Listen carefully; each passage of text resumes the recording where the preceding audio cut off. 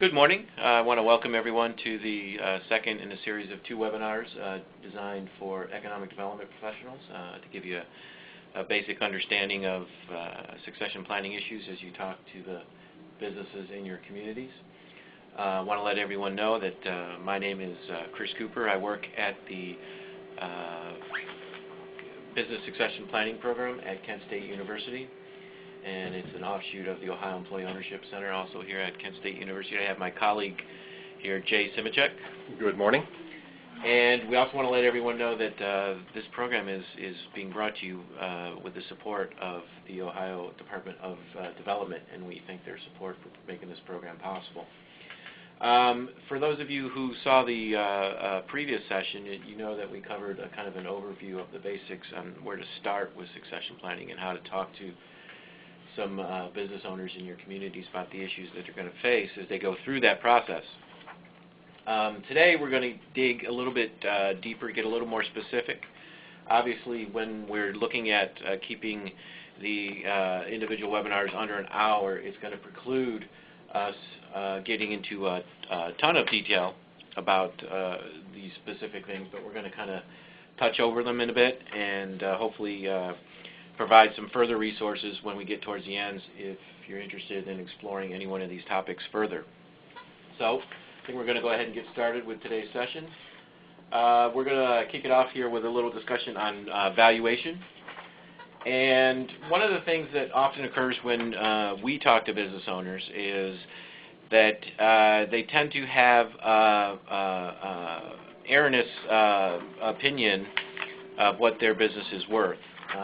Generally speaking, it's been my experience that they tend to overvalue their business, and it's frankly quite understandable why they would want to do so.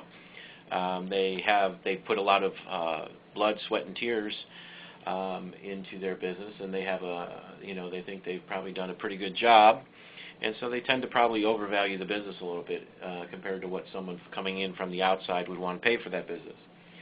A couple of valuation professionals that I've talked to over the years have said that sometimes their experience is that they tend to undervalue the business in many cases.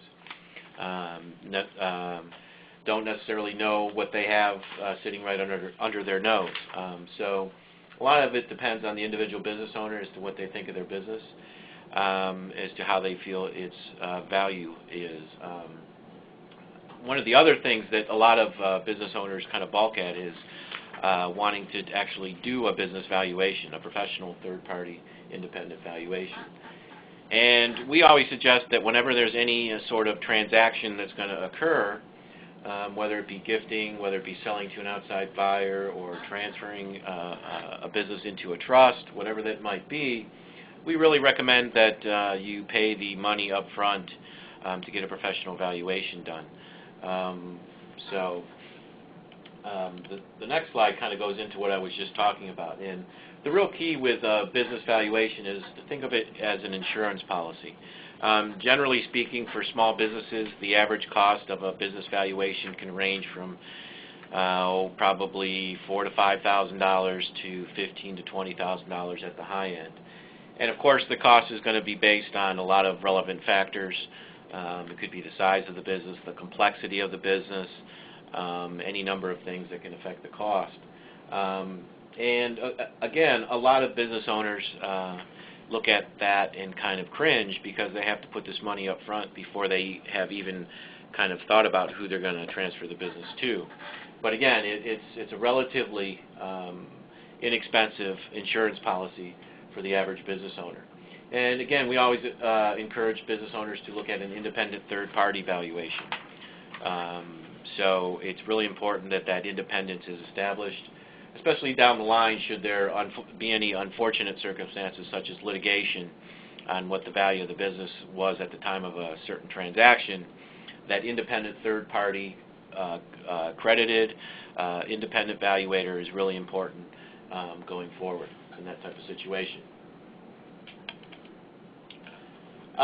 Essentially, there's a lot of different ways to value a business. A lot of business owners operate under the assumption that their business has one value. It's worth what it's worth. And essentially, you know, that's not really wrong. Obviously, the value of something is what someone is willing to pay for it.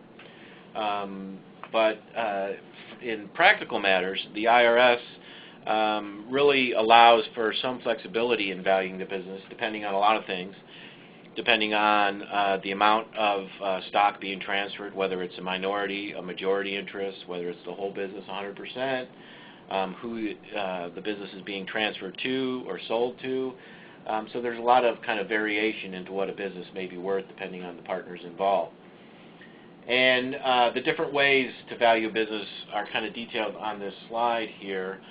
Book value, we all kind of have a sense of what book value is. It's based on the assets and the cash flow. Well, not really the cash flow, but it's kind of like the basic value of a business. And it's generally not really a very accurate sense of what a business is worth. There are some businesses in which a book value will be more accurate than other businesses, but generally speaking, for the average small business owner, the book value really is the least valuable method of valuing a company. Then we get into asset value, and asset value is pretty much what the name says, in the sense that what they're going to do is go into the company, and assuming that the company has a lot of assets, or even if the company does not have a lot of assets, they're going to take a look at what those assets are, the physical assets, the building, the property, the equipment, machinery, cash, those types of things, and they're going to value the business that way. A lot of times, asset value is what is used when we're talking about a liquidation situation. It's not always the case, but often when we're talking liquidation, that's what we're talking about. Market value is a generally accepted term, and we hear the phrase fair market value all the time. And essentially what fair market value means is you have a willing buyer and a willing seller, and each is acting under no compulsion and have knowledge of all relevant facts, and they are neither being forced to sell or forced to buy. So that's kind of like a generally accepted way of valuing a company, assuming that everybody knows.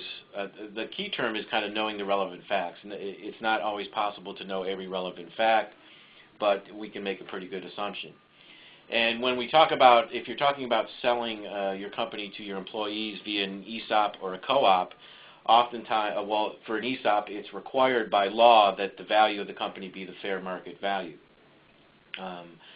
So that way, you know, the IRS and the Department of Labor, the regulatory agencies for employee stock ownership plans, get a sense that the selling owner is not trying to rip off the employees, and the employees are not trying to rip off the selling owner.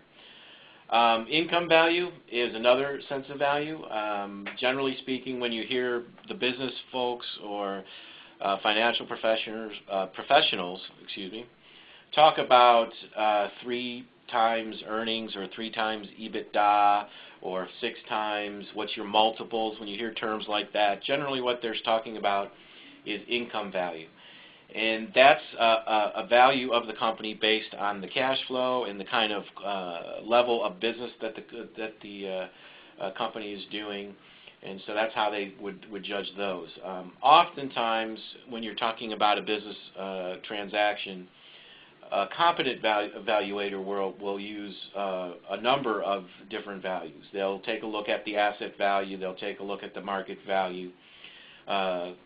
Take a look at the income value and see what, if any, differences there are in what the value that they come up for the company is, and sometimes they'll kind of maybe take the average, take the mean, any kind of issue like that. That's not always the case, but sometimes they'll do it that way.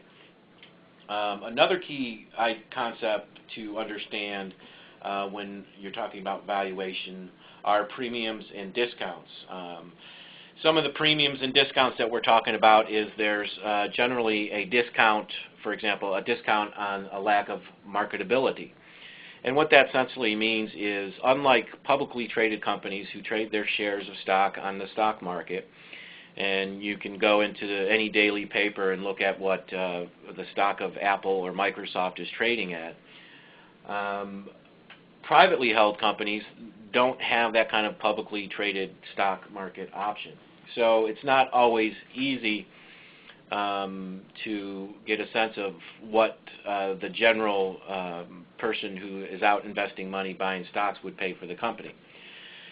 So if you own shares in that company, you don't have, it's relatively more difficult for you to sell those shares to another individual and cash out and get your money. So because of that, there will sometimes be a lack of marketability discount applied to shares in a privately held company. Another premium and discount that you might hear about is the lack of control or lack of control discount or a control premium. If you own 51% of the shares in a privately held company, essentially you can control that company. You can make the decisions involving that company. You have the ability to essentially you are the person in charge. Now, if you are the person who owns 49% of that company, obviously you don't really have any control over the direction of the company, the future of the company, the major decisions within that company. So if you own a 49% share, you'll have to take a discount on the value. Essentially what this means is the sum of the parts are not necessarily equal to the whole. And we've seen premiums and discounts anywhere in the range of 20 to 40%. So they can be very substantial, and they can have a real huge effect on the amount of money that a shareholder may be able to take out of the company at the time of a transaction. So that's kind of the basic overview of those different ways to value a business. Now, again, I mentioned earlier the different levels of value or the different values of an asset or a company. And essentially what that means is when you're talking about selling a company to a third party, perhaps an outside buyer, we have what we call strategic and financial buyers. And we're going to get into a little more detail about that in a few minutes here. But essentially, a strategic buyer is someone who really wants your business for some reason or another. Perhaps they're a competitor and they want to move into a different geographical area. Perhaps they're a customer and they want to secure their supply chain. Perhaps, it could be any number of things. Perhaps you have quite a valuable patent or some other type of intellectual property. And a strategic buyer, because they want that and they want it really bad, relatively speaking, they're going to be willing to pay a little more to get that. So essentially the strategic buyer value of a company tends to be on the high end. Financial outside buyer, on the other hand, is buying your company or buying shares in your company strictly as a financial investment. Now, they may have many of the similar desires when buying that company, so they'll might tend to pay a little bit more than a fair market value for the shares of a business because they might think that the business in the next 5-10 years is really going to grow, and they want to get in on the ground floor, so to speak. And so they might be willing to pay a little bit more up front with the expectations of earning higher returns in the future. And again, the middle value is what we kind of call fair market value. And as I mentioned earlier, that kind of gets into when you're talking about an employee stock ownership plan, it's required by law currently that it has to be a fair market value for that business. And as we move down the chain, we talk about the internal buyers, and we see the small group internal buyer and the family internal buyer. And essentially a small group internal buyer is what we would call a management buyout type situation or a key person buyout. A company might have 1 or 2 people that are really integral to the running of the business. Maybe they are essentially the management of the company, and the owner can be sort of an absentee owner, and they're really key people, and they want to buy in. One of the issues when you're talking about management buyouts is that a lot of times the management team doesn't have access to capital. Generally speaking, if they had a ton of money, a bunch of money laying around, they might have already been business owners themselves. So sometimes when you're talking about an internal buyer, there'll be an arrangement made where they might buy a percentage of the business now, a percentage of the business later, and at some point in the future buy the remainder. And when you're talking about that, when you're talking about a management team or a management person buying 20% of a company, for example, they're going to be able to take advantage of that minority discount that I mentioned earlier. So generally speaking, they won't be paying fair market value for that business. They'll be paying the discounted price for that business. And the final one is the family internal buyer. And why that's generally speaking at the bottom is many business owners don't like to gouge. For example, let's say they're transferring the business to one or more of their children.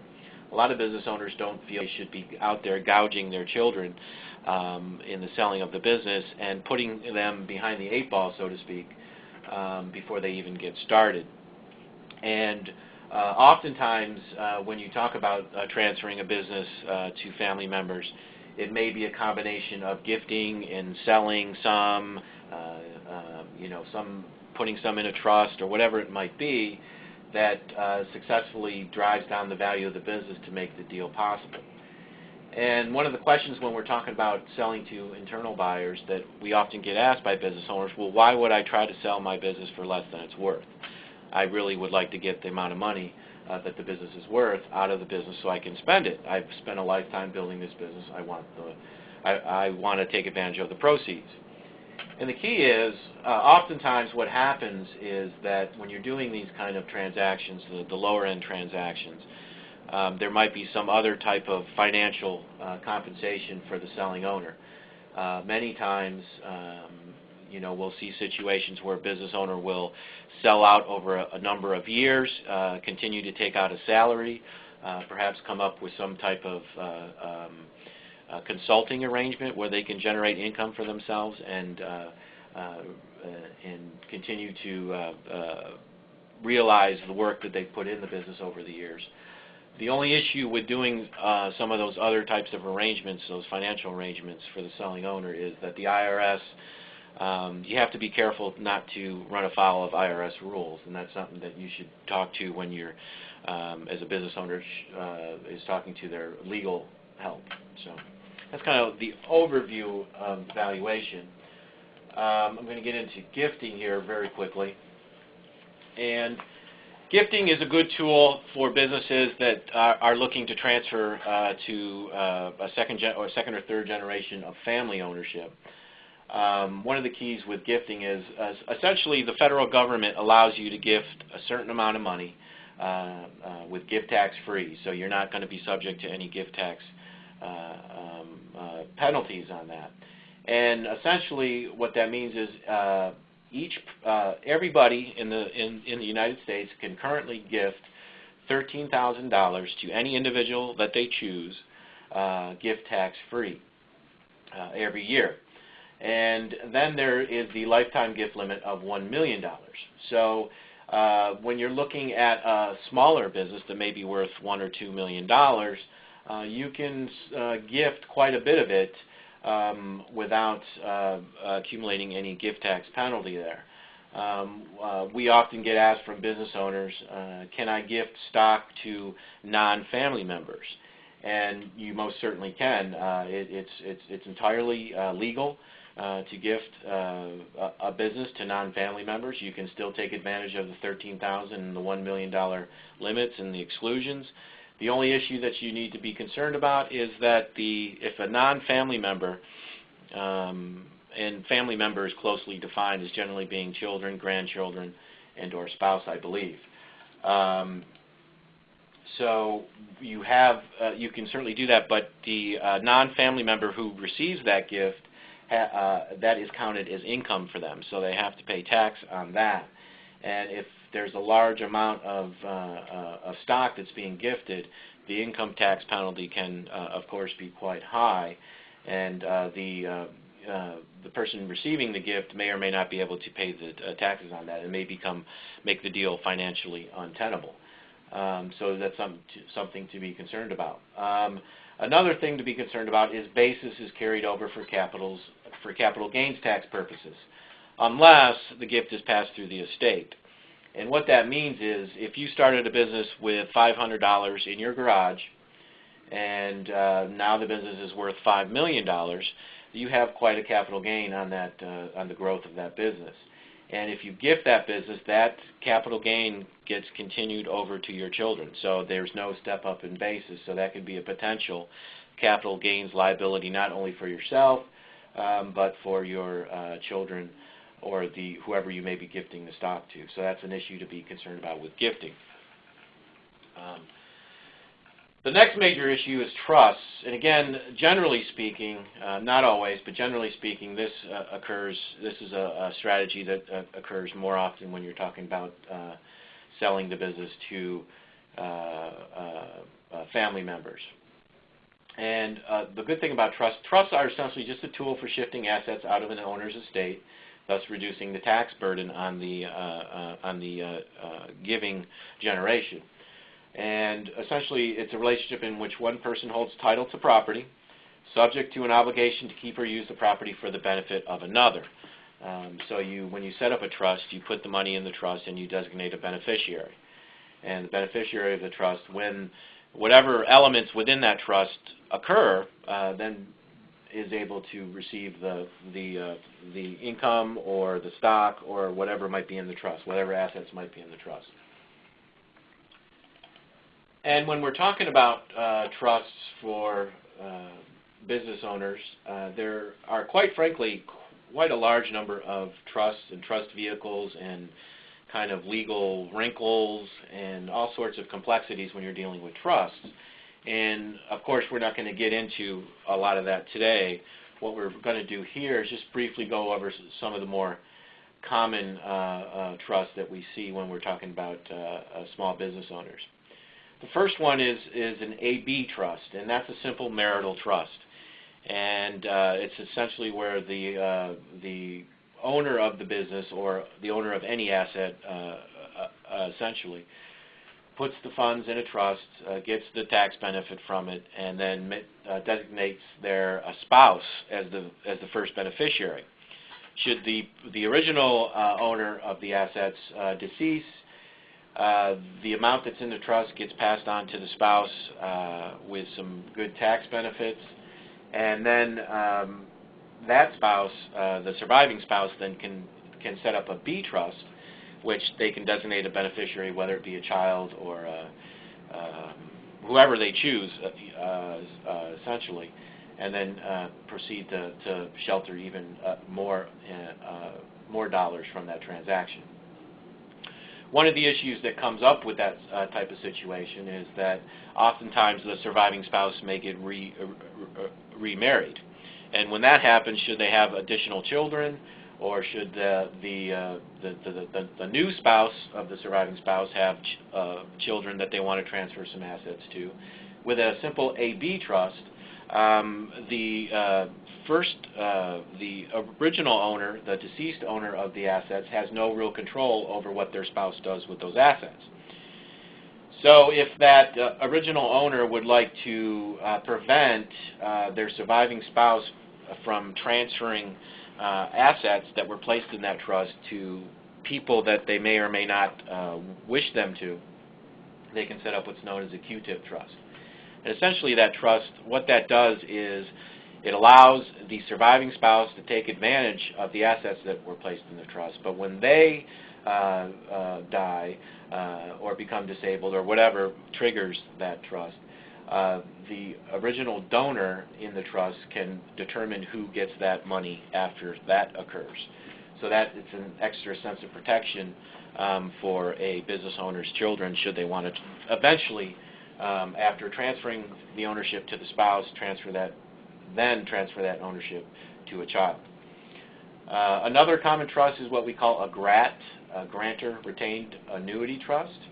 And essentially what that does is it allows the donor to put their assets, whether it be a business, a house, or whatever, into a GRAT, a trust, and allows them to take advantage of the tax benefits for doing so. And then it provides an annuity or an annual income for that owner for the duration of the trust. The key thing to remember with the GRAT is it is most effective when the donor dies prior to the term of the trust ending. If the donor is still alive while the trust is still active and hasn't run its course, they lose some of the tax benefits of putting the money in the trust. So that's an issue that someone should be concerned about. Not necessarily, it doesn't necessarily mean that one shouldn't do a GRAT, but it's just something to consider when you're setting one up. The next one is what we call a charitable remainder trust, and simply that is kind of what the name suggests, is that the business owner will put the assets in a trust, accumulate the tax advantages for doing so, and at the time of the donor's death, the assets within that trust go to a charitable organization. One of the things to be concerned about when setting up a trust as a business owner and putting a business in a trust is that, generally speaking, charitable organizations don't necessarily want to be business owners. So when they come in possession of the business as an asset in the trust, generally speaking, they're looking to get out of that business, out of that ownership stake in that business as soon as they possibly can. And when you're looking to get out of a business as soon as you possibly can, it's not necessarily a good thing for the business. They may be selling to a buyer that's going to shut down the business, or getting less than fair market value of the business, or all sorts of bad things can happen when you're looking to sell something really quickly. So that's something to be aware of if you're looking to set up a charitable remainder trust. And the last one that we're going to discuss, we're not going to go into a lot of detail about, is a life insurance trust. And essentially, life insurance is income tax-free, but it's not estate tax-free. So when you're setting up a life insurance trust, you put it within the trust. The trust is the owner of the life insurance. It gets passed out of the estate. So not only is it income tax-free, it's estate tax-free, essentially. And again, with all these trusts, this is just the briefest of brief overviews on what's going on here. So essential, really good, pivotal legal help is really essential when you're setting up one of these. Now we're going to briefly talk about, if I can move the slides, selling to an outside buyer. Oftentimes, as I mentioned in the first session, a lot of business owners look at a sale to an outside buyer as kind of winning the lottery, so to speak. They hear stories often about friends, business owner friends of theirs who sold their business for an enormous amount of money to an outside buyer, and they think, well, let's take a look at selling to this outside buyer and see if I can't, win the jackpot, so to speak.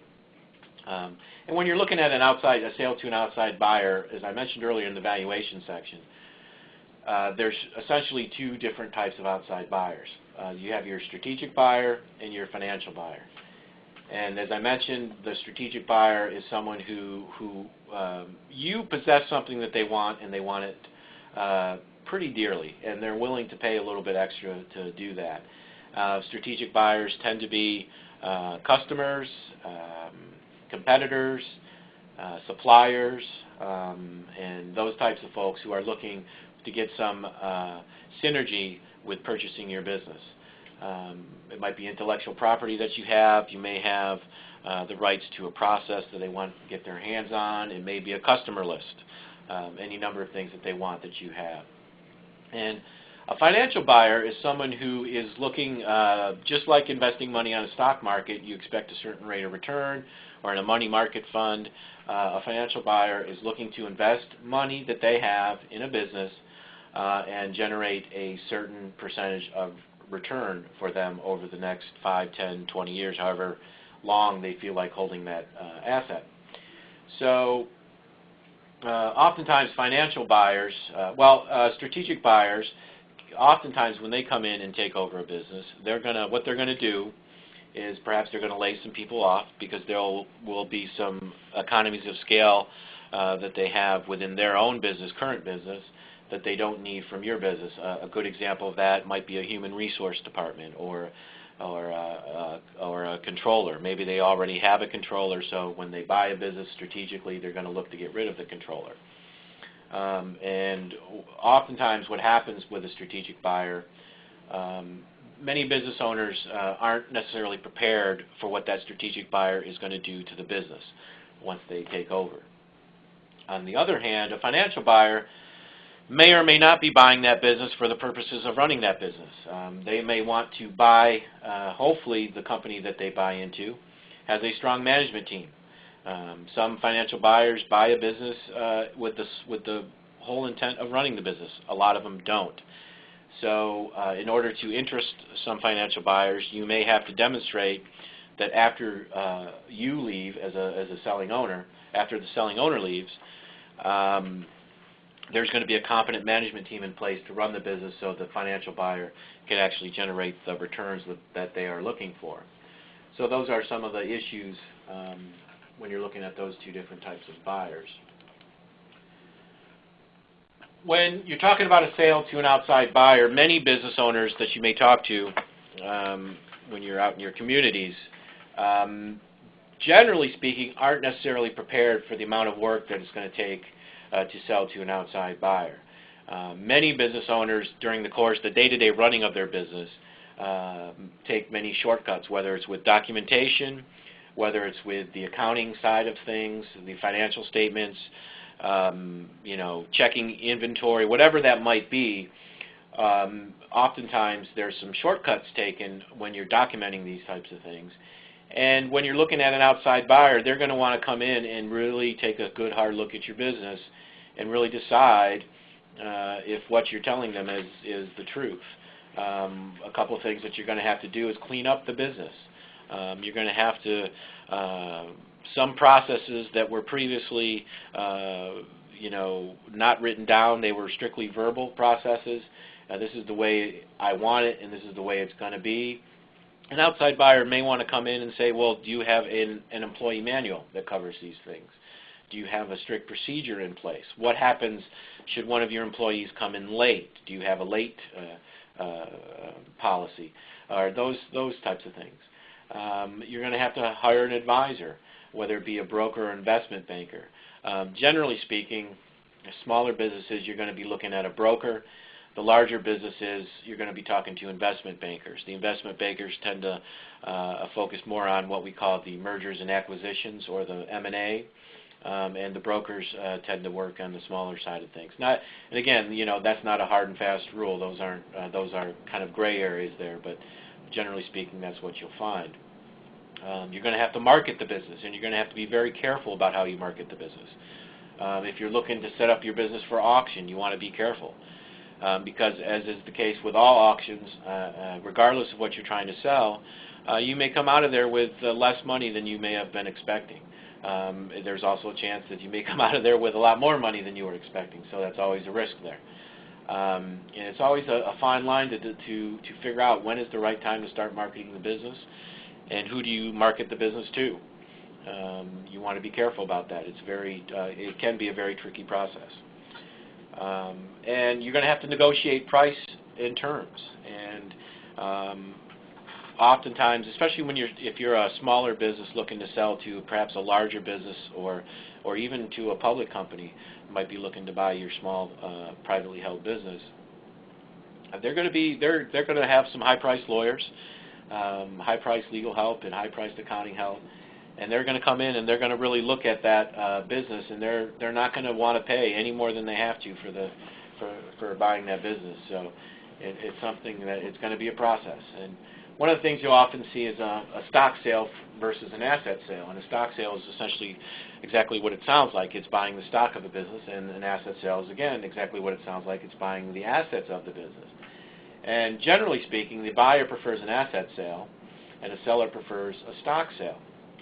And one of the major reasons why that is, we see, is that when a seller can sell the stock, what they're selling to is any liabilities that business may have generated over the years, whether they're financial liabilities, environmental liabilities, any of those types of things.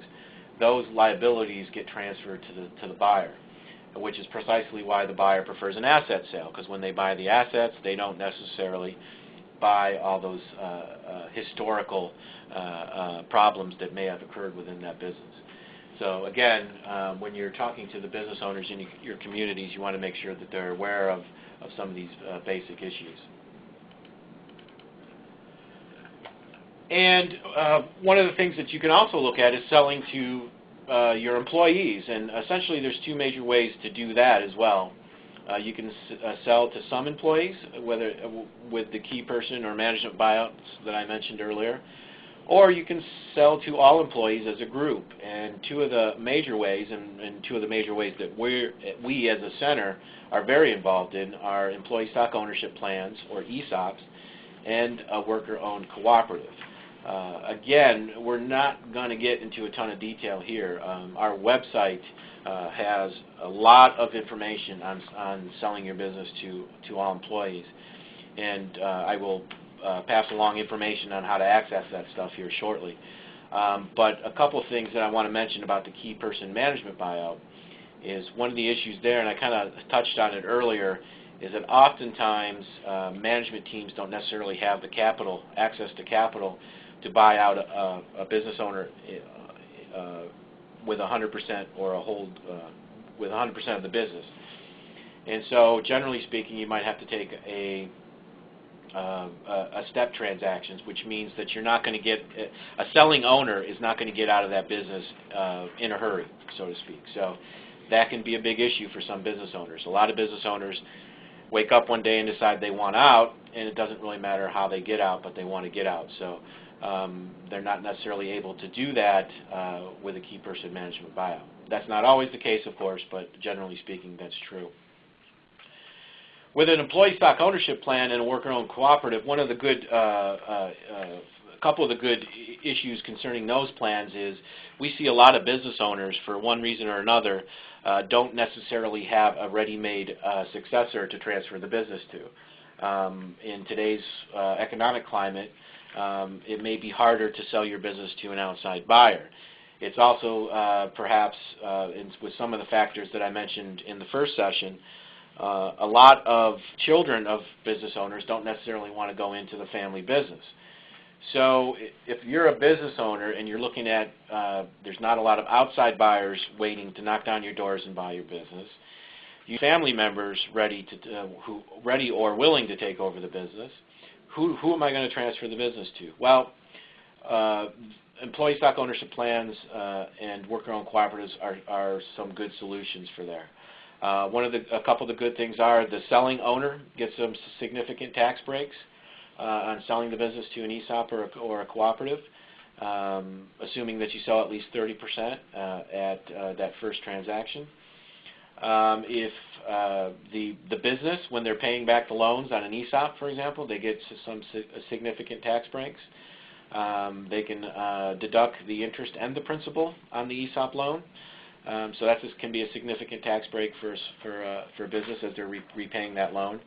Essentially, they can devote more dollars for paying off that loan, so it may make a larger transaction more feasible. And there's also some proven benefits to the business as a whole. Our center here has done some research, and other folks have done research as well, that have proved pretty much beyond a shadow of a doubt that if you are an employee-owned company that incorporates what we call an employee-owned culture, and again, we're not going to get into a lot of detail about that now, but if you do those two things, there's some really significant benefits for both the business and its productivity, profitability, and for the employees as they generate income and assets in their ESOP accounts and cooperative accounts. So there's a lot of real good benefits for the business as a whole should you look into those two options. And again, our website will have a lot more stuff on that. And that's actually not a bad segue here, because this is the part of the session when we're going to talk about some of the resources that are out there for economic development professionals, especially in the state of Ohio, that are looking to help their businesses plan for succession and these types of issues. We as a center, as I've kind of mentioned a couple times throughout, have a lot of resources to offer.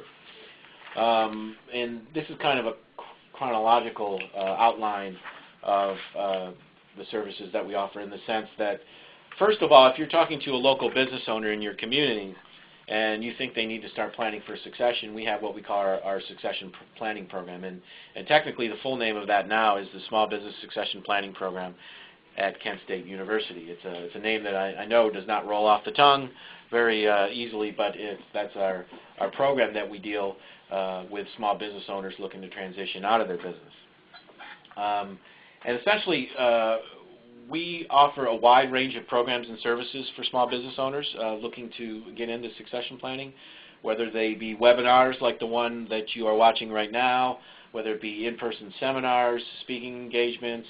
We have a book and a DVD, that, what we call our Owner's Guide to Business Succession Planning program, Business Succession Planning, and that's kind of a how-to manual on getting started and going into some detail about some of the options that business owners have.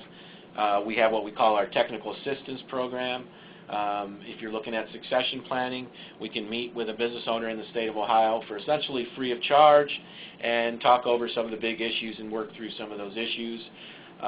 Once it becomes time for the business owner to start implementing their plan, we can provide referrals to them, to professionals, whether they be legal, accounting, financial help that they need to actually implement a plan. Should they want to explore employee ownership, which is our parent organization, the Ohio Employee Ownership Center, we can do pretty much the same thing there as well. Get in a meeting with them, with the business owner, and help them through the process, educate them, and let them know what's going on. Should they want to move into the employee ownership role, whether it be through an ESOP or a co-op, we have a couple of things. We have a pre-feasibility study grant program, which can provide funds for a business owner who's looking to see whether or not employee ownership can help them in their succession plan. One of the things we also offer that's not on the slide is we have a small revolving loan fund that's growing. It's not quite as small as it was. It's growing well, that we can provide some funds to help finance a deal should you be looking into employee ownership. We also provide some business troubleshooting consulting work, some startup assistance, and should the selling owner decide to sell the business to their employees and the company become an employee-owned company, we have what we call our employee-owned network, which is a network of employee-owned companies in the state of Ohio, and there's a few that are outside of the state as well. And we provide training, education, roundtables, networking, all sorts of products and services for employee-owned companies in the state of Ohio and beyond. So we have a lot of these things available out there, and when you're talking to business owners and you may be discussing with them employee ownership or just general succession planning, you know, there's an agency out here that can help you do that. With our succession planning program, I kind of mentioned a few of these items already. We have our movie, our Owner's Guide. Essentially, the movie is about an hour and 15 minutes long, and it kind of is the broadest approach to succession planning, and it's kind of a good introduction to succession planning for the average small business owner. When they start looking to get into a little more detail, we have what we call our Owner's Guide that I mentioned earlier, and it covers the material in a little bit more detail, but in a non-technical, hopefully in a layman's kind of language way that is easily understandable. Should they be looking in greater detail, we do webinars on various topics related to succession planning, and all those webinars are archived up on our website. And we do seminars, the distance learning part, and the professional memberships, which is our referral service for business owners looking for professional help. One of the things I'm going to do now is I'm going to, hopefully, should this work, I'm going to show you the website here that we have. And here, well, let's start here.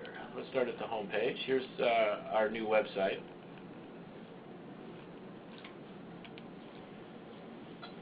And as you can see, we have a wide range of services up there. And one of the things that we offer, there's a lot of help here for whether you're exploring employee ownership, whether you're a business owner exploring employee ownership, currently employee-owned company that needs additional assistance. We have a lot of programs here available. But a real key for what we're talking about here today is our exit planning for small business owners section. And there's a lot of resources up here. If you go through here, we have listings of our current seminars and meetings, our current webinars. I'll click on that because we have a bunch of webinars that are currently coming up. And they're all listed here. You can easily register. And the good thing is, by the funding with the Ohio Department of Development, they're essentially they're free to attend. And it's really a way for the state to say, you know, we really need to help the businesses work through this process. One of the other big resources that we have here is our on-demand learning section. And when you click on that, what you'll find is a series of pages segregated out based on topic with, and when you click on one of them, let's go back. Let's say you're a business owner and you're looking to find out more on trusts and insurance. When you click on that line, what you'll see is a video, a little snip of video from our DVD relating to the issue. You'll see a listing of some of the webinars that we have coming up, some of the webinars that we've archived, and some other resources for business owners relating to that topic, that specific topic, that they can find out more about trusts and insurance. And again, that's the same thing that you'll find through all these different topics. So it's a nice little resource. It's where we archive all our stuff. And for the business owner who wants to start exploring some of this on their own, it's a good place to start. So we have that. Some of the other resources we have available, our owner's guide for download. It's free of charge. If you want a hard copy of the book, we have to charge you a little bit to cover our costs, but if you want to download an electronic copy, it's free of charge, and you can just do that right here. And there's a whole other section for our network companies, which is our employee-owned network that I mentioned earlier, that's available for people to check out. So we have that available as well. That's kind of a real quick overview. And I am going to go back here to the presenting of the slides here and then continue. But I wanted to give you that brief overview. And again, if you're interested in finding out more about the resources that we have available up on our website, you can go right to our website here. It's oeockent.org and explore that, and you'll find that there's a lot of stuff up there for you. And I mentioned earlier our technical assistance that we do. We can do it for succession planning. We can do it for employee ownership. And we also have the Commonwealth Revolving Loan Fund, which is that revolving loan fund for employee-owned companies that I mentioned earlier. So we have some financing available for you as well. And everyone knows in today's economic climate, financing is a big issue. A couple of the non-OEOC succession planning program resources that we have available, that we know are available for Ohio companies, are the Grow Now program, which is the Small Business Linked Deposit Program. It's a program run through the state treasurer in which it provides loan assistance. And essentially you have to have less than 150 employees, reduces the interest rate 3% for 2 years. The maximum loan is $400,000. And there is a job creation focus on it. And so there's no real spending restrictions. You can really spend the money on whatever you want, but there has to be some job creation involved in that. It's a really good program if you're looking for that. And again, it can sometimes, in today's lending environment, make the difference between getting a loan and not getting a loan. Some of the other loan resources is the USDA Rural Development Loan Guarantees. 80% loan guarantee reduces the bank's risk, and 10% tangible equity requirement is there. Again, the USDA, the Rural Development Loan, you may be surprised as to which areas of the state of Ohio currently fall into the rural areas as defined by the USDA, and which means that more companies than you may think are eligible for that loan assistance. The last loan program that I'm going to mention is the SBA loan, which is through the Small Business Administration. And most folks are familiar with the 7A program, but quickly, it's an 80% loan guarantee, reduces the bank's risk, and there's a 10% tangible equity requirement, just like with the USDA loan. and it's based on establishing a new business, assist in the operation, acquisition, or expansion of an existing business. Now, there are some limitations on the loan, and we don't really have the time to go into a lot of detail about that. But there's a lot of, in any region in the state of Ohio, there are some SBA folks that would be willing to talk with you. One of the reasons why I bring this up is quite recently, one of my banker friends, I guess, that I know, I was talking to him about the availability of credit for small businesses, and it's a huge issue in today's economy. And he says that most of the small business loans they're doing have an SBA, a USDA type of component to them, because it really allows the bank to be a little more free with the money that they're putting out there. So, you know, that can change quite quickly depending on the economy, but it's real, when business owners are being denied credit left and right, it really pays to be aware of these programs and how they can help business owners get some credit. So I think without that, we've hit the end of the session. I want to make sure that anyone who's listening be able to ask a question. I think what we're going to do is going to take questions offline. But if you have any issues, feel free to get a hold of us. Once again, we are the Ohio Employee Ownership Center and the Small Business Succession Planning Program at Kent State.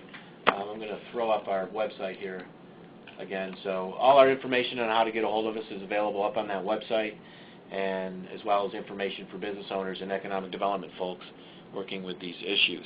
And I think with that, we're going to hit the record button. Jay, did you have anything else to add? I think, Chris, you've done a fabulous job of giving a great overview of what we can do to assist economic development professionals. As you emphasized early in the first part of this series, getting to small business owners and emphasizing the importance of early succession planning and effective succession planning for the eventual exit of their business is really critical, very critical to job retention and the overall economic development effort in the state of Ohio. And we have some resources. We want you all to know that we have a great number of resources and expertise here at the center, so don't hesitate to contact us. Great, that's exactly right. We're here to help. So however we can help when you're talking to the businesses in your area, we'd be happy to do so. With that, I want to thank you. These, as I mentioned earlier, both of these webinars will be available for viewing up on our website. The first one's already up there. The second one will be up there shortly. If you want to go back and review anything that we talked about, if you have any questions, feel free to give us a call. And with that, I want to thank you for coming, and have a great day. Thank you. Please stand by.